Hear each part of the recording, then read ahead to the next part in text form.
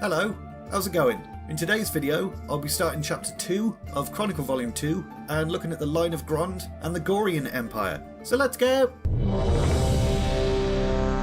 The Arakoa had never really bothered the descendants of Grond. They didn't occupy the same land, and also, Arakoa would usually fly around, whilst the Children of Stone would be on the ground. That rhymed. However, by the time the Apexis had fallen, the rock folk had grown in number and spread out across the world. Gronn wandered about, usually on their own. There wasn't a place on Draenor that could sustain the hunting needs of multiple Gronn at once. If they ever bumped into each other, they'd usually fight to the death over territory. The smaller creatures came together to form little societies. The Ogron learned that strength was in numbers. They formed tribes and then warred with other tribes. Ogron were a bit sensitive. One Ogron would be like, "I don't like your face." And the other Ogron would say, "You what, mate?" And then they'd fight until someone died.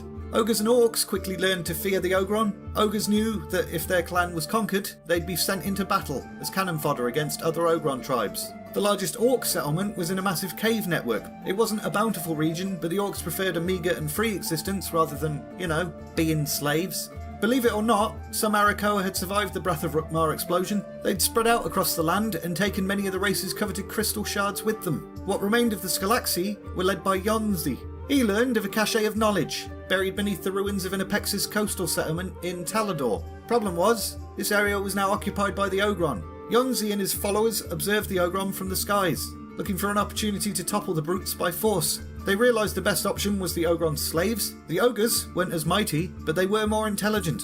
Arakoa sorcerers began to approach the ogres in secret, offering to teach them arcane magic. Turns out ogres were pretty good students, and the Skalaxi thought this was bloody brilliant. One of the first to master this new power was called Gog. The Skalaxi thought, "We like the cut of this guy's jib," and decided he should be the leader of this ogre rebellion. Gog set out, but not to attack the Ogron. He had another target in mind, the Gronn. Gog single-handedly beat the crap out of a Gronn. He killed another, and another. By the time he defeated his fifth Gronn, word had reached almost every ogre settlement. They'd always believed Gronn were basically invincible, but now they were like, well, if an ogre can beat a Gronn, why are we bloody scared of Ogron? When Gog the Gronn Slayer returned to his people, they rose up and ignited a war against the Ogron overlords. The Arakoa sat back and watched from a safe distance. All they really cared about were their crystals. In the end, nearly every Ogron tribe fell. As the ogres cast off the chains of slavery, the Skalaxi moved in quietly to claim any Apexis relics and artifacts. But Gog stepped in and said, "What do you think you're doing?" As a sorcerer himself, he wasn't about to give away any potential source of power.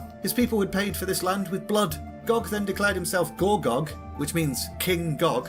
This city was now called Goria, which means Throne of the King. Finally, he commanded Yonzi and his Skalaxi followers to bugger off, unless they wanted to be dead or something. So the Arakoa left, but not for long. Yonzi was pretty annoyed, so they came back and attacked Goria in the night. Gog, his apprentice arcanists and countless ranks of newly freed ogres fought back, and the ogres won.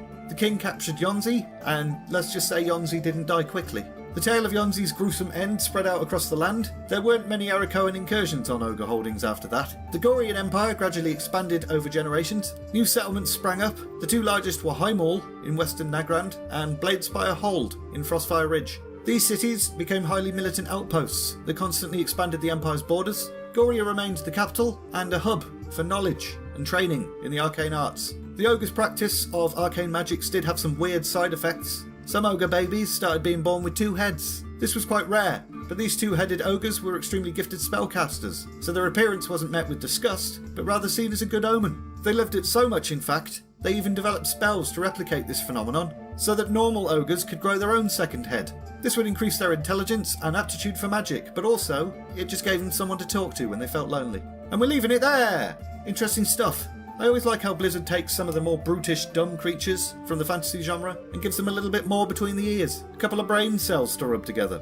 In Friday's video, we'll be looking at the formation of the Orc clans and the first shaman. I'm looking forward to diving into the Orc stuff. If you enjoyed this video, press the like button, subscribe, all of that YouTube stuff. But all that's left to say is, thanks very much for watching, and see ya!